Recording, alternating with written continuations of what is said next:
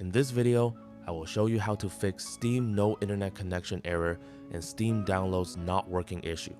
If Steam is showing no internet even when your connection is working fine, and you can browse websites or use apps like Discord and YouTube without any problem, then this is a common issue that can stop Steam from connecting, downloading, or updating games properly.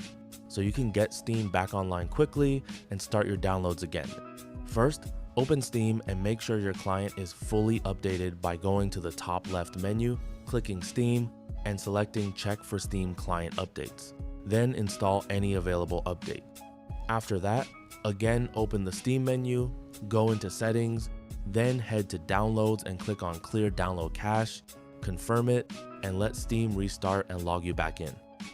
Next, open the Start menu, search for CMD, right-click Command Prompt, and run it as administrator.